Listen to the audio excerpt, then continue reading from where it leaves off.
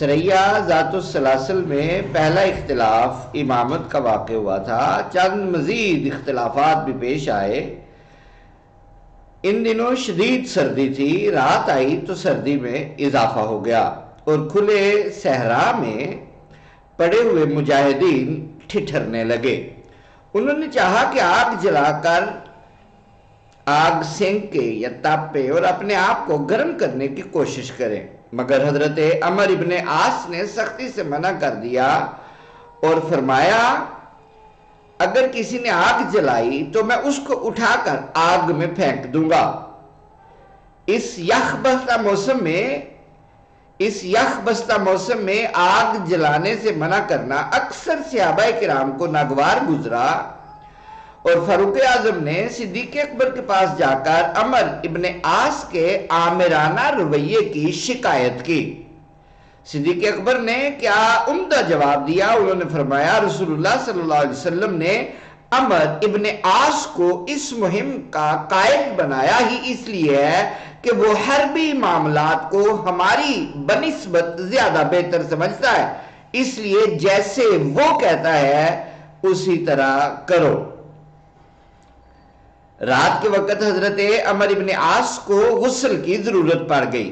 شدید سردی کی وجہ سے ٹھنڈے پانی سے غسل کرنا ممکن نہیں تھا اور پانی گرم کرنے کے لیے آگ جلانا ضروری تھا، جبکہ حضرت عمر ابن العاص آگ جلانے کے قطعاً روادار نہیں تھے، چنانچہ آپ نے تیمم کر کے صبح کی نماز پڑھا دی۔ اسی دن مجاہدین نے دشمن پر حملہ کر دیا، مگر لڑائی کوئی خاص نہ ہوئی کیونکہ دشمن مجاہدین کی پہلی یورش کی ہی تاب نہ لا سکے اور تتر بتر ہو کر فرار ہو گئے۔ صحابہ کرام ان کا تعاقب کرنا چاہتے تھے، مگر حضرت عمر ابن عاص نے اس کی اجازت نہ دی اور جنگ بند کرنے کا حکم دے دیا۔ عام صحابہ کرام کے خیال میں آگ جلانے سے منع کرنا، غسل کرنے کی بجائے تیمم کر کے نماز پڑھا دینا اور شکست خوردہ دشمن کا تعاقب کرنے کی اجازت نہ دینا عمر ابن عاص کی ناپسندیدہ حرکتیں تھی، اور صحابہ دربار رسالت میں ان کی شکایت کرنے کے لیے بےتاب تھے۔ چنانچہ حضرت عمر ابن عاص نے جب فتح کی خوشخبری سنانے کے لیے ایک صحابی کو مدینہ منورہ بھیجا تو اس صحابی نے بے کم و کاست تمام واقعات جانب عالم صلی اللہ علیہ وآلہ وسلم کے گوش گزار کر دیے۔ بعد میں تمام مجاہدین مدینہ منورہ پہنچے تو جانب عالم صلی اللہ علیہ وسلم نے حضرت عمر ابن عاص سے ان تینوں واقعات کے بارے میں باقاعدہ جواب طلبی کی۔ حضرت عمر ابن عاص نے جواب دیا یا رسول اللہ، آگ جلانے سے منع کرنے کی وجہ یہ تھی کہ ہماری تعداد بہت تھوڑی تھی جبکہ دشمن زیادہ تعداد میں تھے۔ اگر آگ جلائی جاتی تو دشمن نہ صرف ہماری پوزیشنوں سے آگاہ ہو جاتے بلکہ آگ کی روشنی میں ہماری تعداد سے بھی مطلع ہو جاتے۔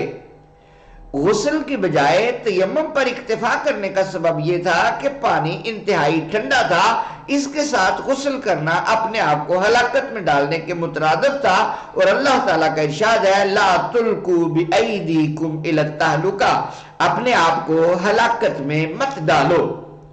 دشمن کا تعاقب کرنے کی اجازت اس لیے نہیں دی کہ ہم اس علاقے کے حالات سے پوری طرح آگاہ نہیں تھے۔ ہو سکتا تھا دشمن ہمیں اپنے تعاقب میں لگا کر اپنے حامی قبائل کی طرف جا نکلتے اور ہم غیر متوقع طور پر کسی ناگفتہ بھی صورتحال سے دوچار ہو جاتے۔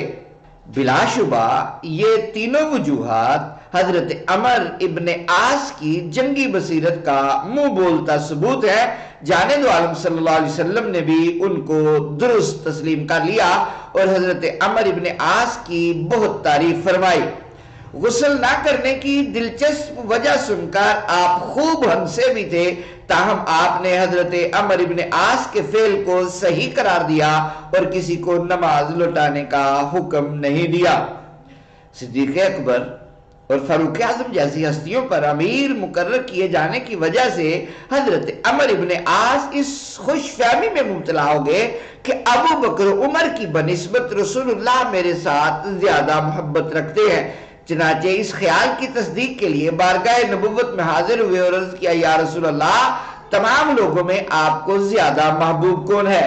جانے دو عالم صلی اللہ علیہ وسلم نے برجستہ کہا عائشہ میں مردوں کے بارے میں پوچھ رہا ہوں یا رسول اللہ. فرمایا مردوں میں عائشہ کا باپ یعنی صدیق اکبر. اس کے بعد یا رسول اللہ عمر ابن عاص نے پوچھا. فرمایا عمر ابن خطاب. حضرت عمر ابن عاص کہتے ہیں کہ میں نے کئی دفعہ اس کے بعد کہا مگر رسول اللہ صلی اللہ علیہ وسلم نے میرا نام نہ لیا. چنانچہ میں نے بھی عہد کر لیا کہ آئندہ اس بارے میں رسول اللہ صلی اللہ علیہ وسلم سے کبھی نہیں پوچھوں گا. اس طرح حضرت عمر بن عاص کے ذہن میں ابو بکر عمر سے برتری کا جو خیال پیدا ہو گیا تھا اس کا خاتمہ ہو گیا. اس کے بعد ایک اور سریا پیش آیا جس کو سریا سیف البحر کہتے ہیں. وہ انشاءاللہ اگلے کلپ میں. اگر آپ نے ابھی تک ہمارا چینل سبسکرائب نہیں کیا آپ سے گزارش ہے ہمارے چینل کو سبسکرائب کیجئے اور بیل آئیکن کو ضرور پریس کیجئے تاکہ ہر نئی آنے والی ویڈیو آپ تک آسانی سے پہنچ سکے. السلام علیکم ورحمۃ اللہ.